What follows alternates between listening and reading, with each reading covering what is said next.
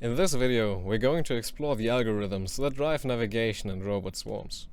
These techniques are not solely exclusive to robotics, but can be found in various other places, such as games, computer animation, and the simulation of natural phenomena.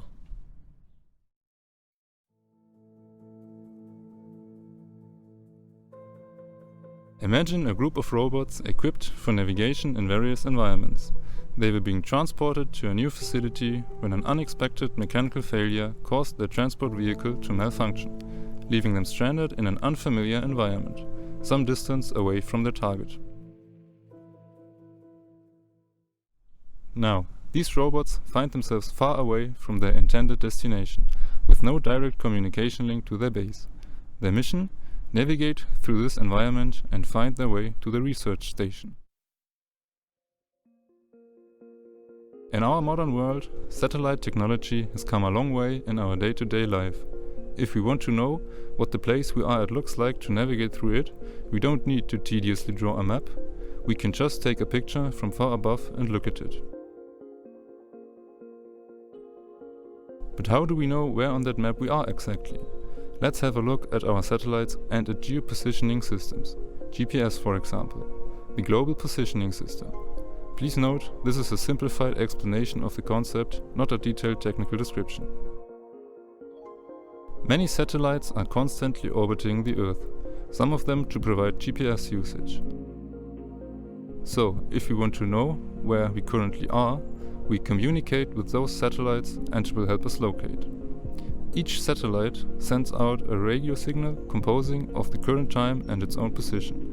We receive this message and calculate the time it took for the signal to reach us from the position it was sent, thus the distance it traveled.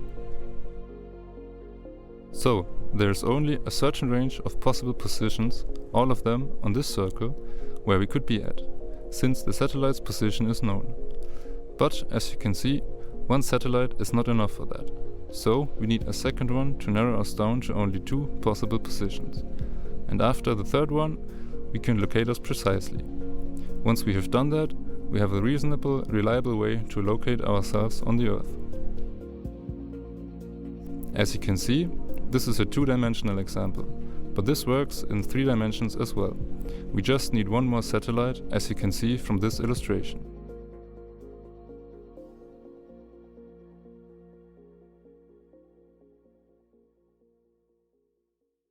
Since our robots are navigating around somewhere on the Earth, we fitted them with a GPS module.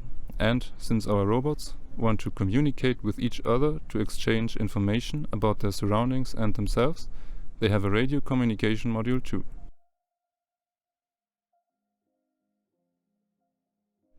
But let's take a look at our map for now. This is a map that is made for humans to look at. But for our robots, we need something simpler, where only really necessary details are depicted, like obstacles that are in our way. So we simplify it a bit. We could use this map as it is right now, but to make things easier to see and understand for our robots, we quantize this map, basically reducing its resolution, making it easier to use.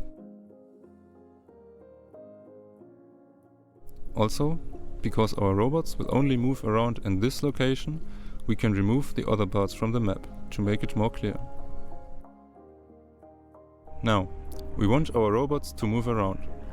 Let's say we have just one robot, here, and our target is here. How could we tell our robot to get to the target? One possible way is by implementing what's called a flow field. We can see this map as a grid, where each of the tiles of this grid is interpreted as a node in a graph. And each of the nodes is connected with its neighbors through these edges.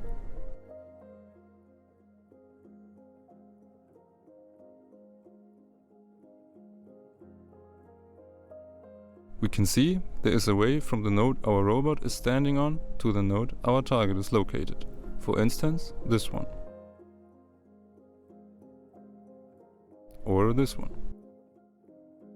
An easy way to get the fastest path is to use a form of Dijkstra's algorithm, where we define all the weights of the edges as equal, in this case 1, since we can travel across 2 tiles always with the same speed. We start at our target. As it is the target itself, we define its distance to the target as 0, because you would need 0 tiles to reach it. Then we look at all the neighboring nodes. As every edge from one node to another has a weight of 1, we add up the distance from the tile before, in this case 0, and the weight of the edge to that node, 1, which equals to 1. This is done for all the neighboring nodes that do not already have a defined distance, and their neighboring nodes, and so on, until our finished map looks like this. We also say for each node the direction to the neighboring node with the lowest distance, since this tile would be the shortest way to our target. Instead of a number, we can show this with an arrow on each tile. To make it even more visible, we can color code each tile.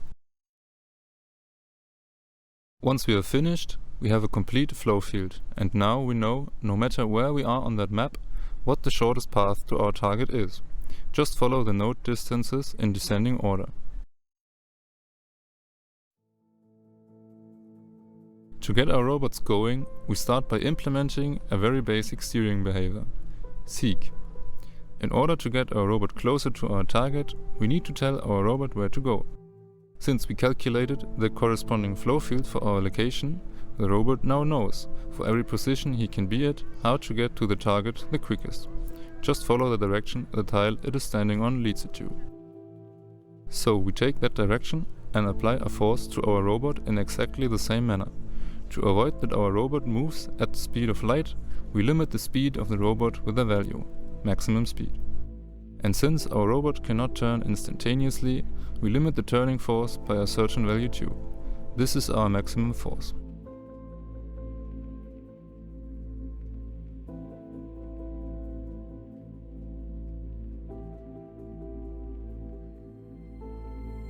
So, we see our robot moving, but it does not move very elegantly, as it comes dangerously close to walls, because it simply just follows the direction the flow field shows it.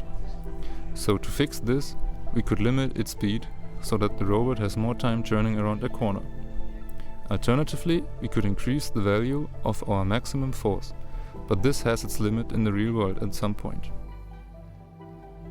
Another way would be to make our robot anticipate the walls and steer away from them, to minimize the risk of colliding with them, since it got the information about its location on hand already.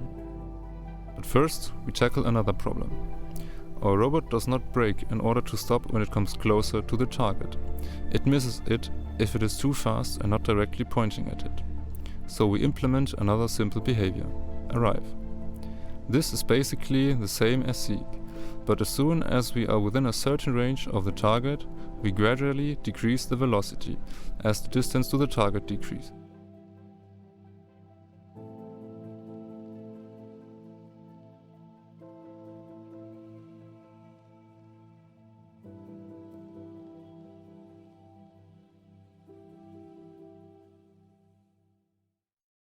Now, let's get back to the walls we have to avoid. We add a new function to our robots, a wall detector. This green circle represents the range of our wall detector. As soon as our robot gets too close to the center of a wall tile, it starts to steer away from it, in the exact opposite position, with the strength of the force depending on the distance of the wall. And if there is more than just one wall, the resulting force amounts to each single force added up and applied to our robot steering. But we have to be careful not to overdo it. If we tweak the values too much, our robot can't get through a narrow passageway. So we make sure that these values are set just right. But let's remember, we do not have just this one robot, but a few of them. So how do they all behave together? We can see that every one of them behaves as if they were the only robot there. They move very close to each other, and on the target they pile up if they arrive at the exact same spot. So how do we fix this problem? A rather simple approach that we already implemented is to treat robots the same as wall tiles. The only difference is that the robots move along, while the wall is static. But for our calculation of the avoidance force, this does not matter. We just add up all the forces which will steer us away from our neighboring robots depending on the distance, and apply that cumulated force on every robot itself. We can see now that our robots tend to spread apart as soon as they come too close to each other. But, in fact, a certain closeness is actually desirable.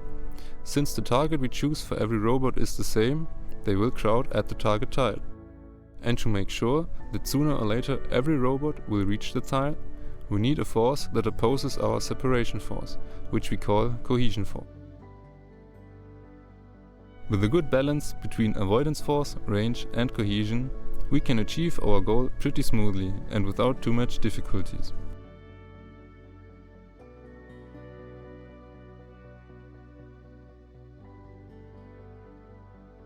There are still other values that can be applied, like robot alignment strength. Here we can see them without any alignment applied.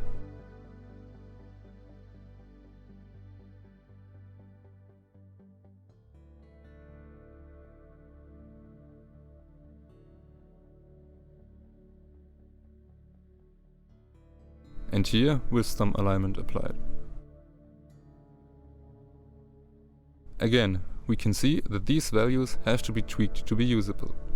Otherwise, our robots will purposefully crash into a wall in order to stay aligned. Here we can see how all those values work together.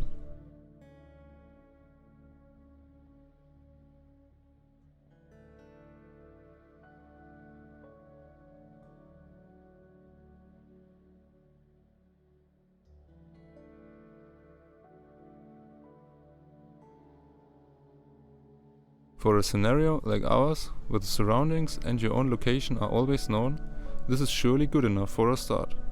But that doesn't necessarily have to be the case. Previously, we explored the fascinating world of flow-field steering on an Earth-like environment, where we had the luxury of infrastructure like GPS to guide our robotic swarm. But what if we strip away that luxury? What if we venture into the unknown, where no satellites circle above and no global positioning systems are there to hold our hand? Imagine a distant planet. Here we face a new challenge. There's no GPS, no network of satellites, just a single home base, a solitary beacon in the vast expanse.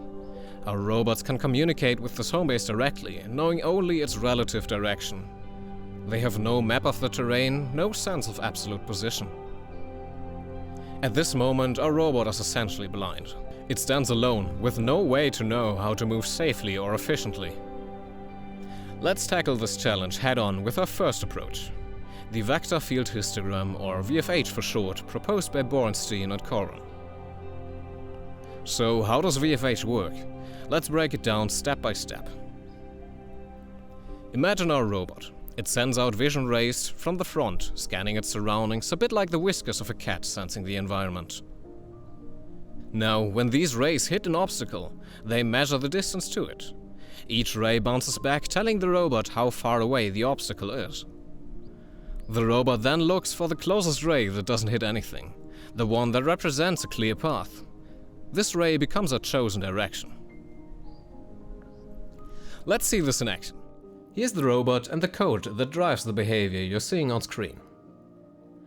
Let's give it vision rays. The vision angles function computes the angles by simple division. Let's now also make it spin around and see if the vision rays detect anything. And yes, indeed, there appears to be some kind of obstacle shape right next to us.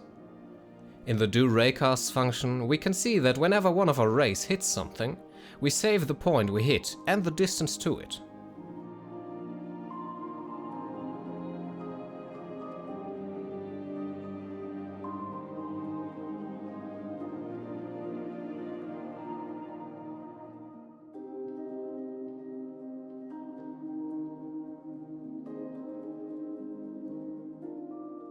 Just for ourselves, let's make the robot draw whatever it sees persistently. This way, we can observe the environment our robot gradually takes shape. This persistent visualization is just for us so far, The robot only makes use of the data it measures at the current point in time. This will become relevant later.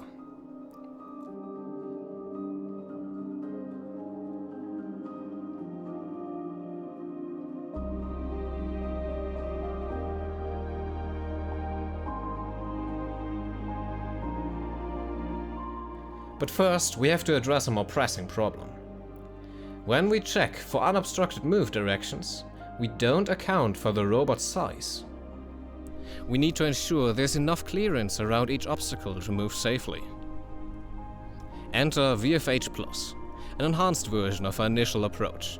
Let's bring in the paper by Ulrich and Borenstein. Here's the clever bit. For each detected obstacle, we construct a clearance circle, ensuring that our robot maintains a safe distance.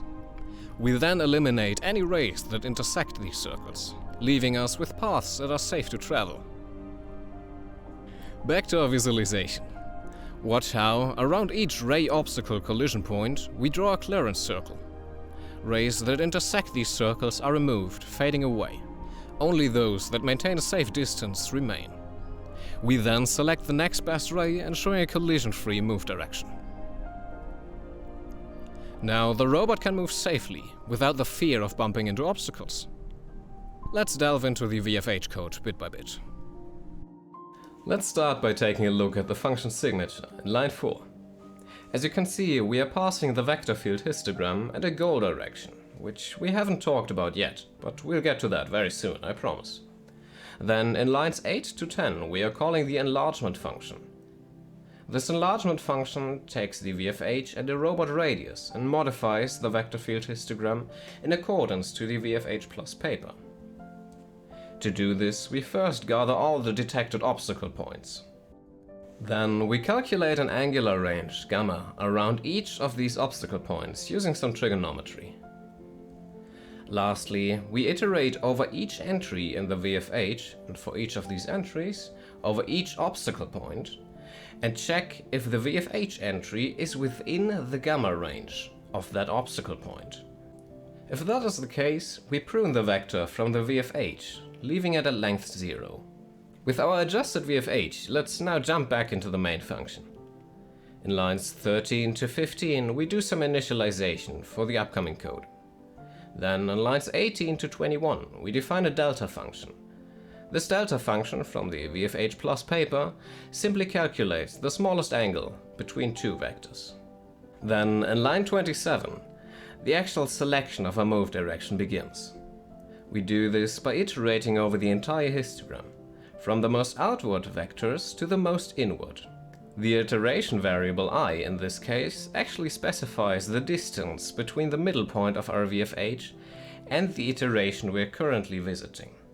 This means that in the first iteration, for example, where I equals mid, or length of VFH divided by 2, left index places us at the value 0, where right index places us at the last index of the VFH.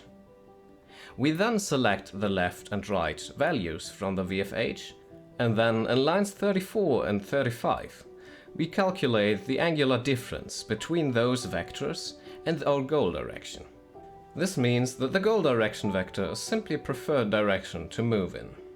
We're going to use this to do something pretty interesting later on, but for now just imagine the goal direction to be a straight vector from our robot to the home base. Then in lines 40 to 46 we first check if the left side entry of our VFH we're currently considering is of non-zero length, because as you might remember, a length of 0 for one of our VFH entries means that this histogram part is occluded by an obstacle. If this is actually not the case, we then compare the angle between the left vector and our goal direction and the current selection cost, which always saves the angle of the optimal choice so far. If we do indeed find a better direction, we then set the selection to our newly found VFH vector and set the selection cost to the angle we just compared against. Then we just repeat the same procedure for the right side. As you might have noticed, in the case of an even choice, this means that we always prefer the right side, but I don't think this matters, really. Then we begin with the next iteration. I is now half the length of the VFH minus 1. This means that left index, in line 28, is now 1, and right index, right after that, is length minus 2. We then repeat the entire procedure that I just explained until we've iterated over the entire histogram. In the end, the most optimal selection for our current situation is contained in the selection variable, which we then return and can use for navigation purposes. With VFH Plus in action, our robots navigate without collisions. Yet there's still a hurdle. They move in random directions, lacking a clear goal. We need to guide them towards the home base. After tweaking the code, our robots now prefer moving towards the home base. However, they quickly get stuck. Why? Because of the limitations of local pathfinding. They can't see the bigger picture and understand that sometimes moving away from the goal is necessary to progress. To overcome this, we need to introduce a global pathfinding system atop of a local one. This is where algorithms like Dijkstra or A* come into play. Let's look at the VFH STAR paper by Ulrich and Bornstein. This approach combines A* with VFH to provide a more comprehensive solution. If you're unfamiliar with A*, think of it as an optimized version of Dijkstra. Faster, yet conceptually very similar. Here's a quick comparison. Dijkstra's algorithm searches exhaustively for the shortest path, whereas A* prioritizes paths that are likely to lead to the goal more quickly. Now let's integrate A* into our simulation. Instead of blindly heading towards the home base, our robots use a calculated path determined using the A* algorithm. Let's quickly walk through the A* code. I'm not going to go into that much detail here, because as I said, A* is not strictly necessary. You could just use any other pathfinding algorithm here. Again, let's start with the function signature in line 13. We pass a start and a goal point, and a grid indicating all the obstacles in our navigation map. Then in lines 16 to 18, we validate for both start and goal points that they are within the grid and not obstacles themselves. Then in lines 21 to 28, we initialize some data for the algorithm with only the start node being tagged as explored. Then from line 31 onward, we iterate as long as there are unexplored nodes left, in a similar fashion to Dijkstra. Except for the case where we already reached the goal, which we check in line 35. We do not need to iterate over the entire grid, as was needed with the flow fields. Here we only need to find the direct path. Then we proceed by considering all the neighbors of the current node. For each of the neighbors, we calculate the distance between the start node and this neighbor. We then also calculate a priority, made up of this calculated distance and a heuristic. We're using the Manhattan heuristic here, but you could use anything, depending on your use case. Using this priority, we then enqueue the neighbor into the frontier. This is the part that makes A* special. Because the frontier, which is a list of all the recently explored nodes, is actually a priority queue. By weighing nodes in this queue, we can prioritize certain behaviors or certain pathfinding directions. After exploring all the available nodes, or reaching the goal, we just have some cleaning up and reconstruction to do, turning the data we just produced into an actual usable path. And there you have it. Our robot successfully navigates the terrain, avoiding obstacles and reaching the home base. But the journey doesn't end here. What happens when we have multiple robots? By sharing the map data they build, they enhance their collective navigation efficiency. Before we wrap up, we want to show you one last thing. Something a bit unconventional, experimental even. Nothing revolutionary, but a less traveled path. This is, after all, a video about swarm robotics. So let's put the emphasis back on the swarm. Imagine a colony of ants. Thousands of them, even. Working in unison, each performing a simple task that, when combined, creates complex behavior. Now, let's think about how ants navigate. Picture a scenario where an ant is searching for food and bringing it back to the nest. When an ant explores, it marks its terrain with a pheromone trail, a sort of chemical breadcrumb that can be sensed by others. Each ant has a few simple sensors that detect the concentration of pheromones around it. It's a basic idea. When an ant leaves the nest, it follows red pheromones. leaving a trail of blue behind. When it finds food, it switches, laying down a red trail while following blue pheromones back home. This simple behavior produces some fascinating results. Let's take a look.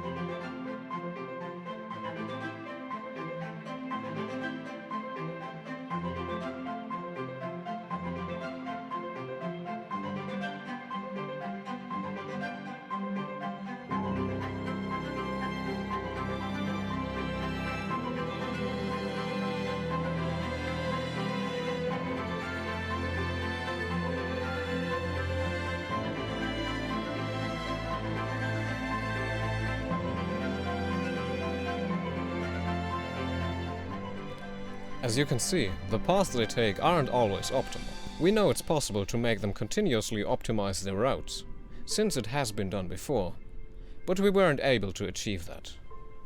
Funnily enough, some of these imperfections closely resemble real life. I was lucky enough to notice an ant migration right in front of my door while recording. In this clip you can see that, even when there's a more optimal route, the ants may prefer to stick to the established one. Now is a good time to mention that all of this code is open source. There will be a link available in the description if you'd like to check it out or even contribute. Maybe you know how to solve this. There's also one tangential thing you might have noticed. While this might not be optimal for path optimization, the current behavior of the ants is a pretty good approximation of how natural rivers carve serpentine patterns in landscapes. Now, let's see what happens when we complicate things a bit.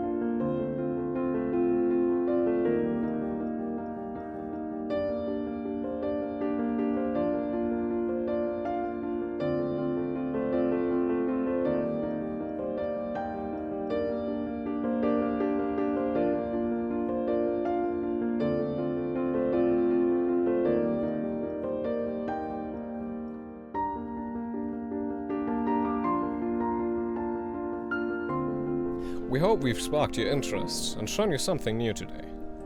For us, this journey has been full of discovery, but there's still so much left to explore in this field. Thank you for watching.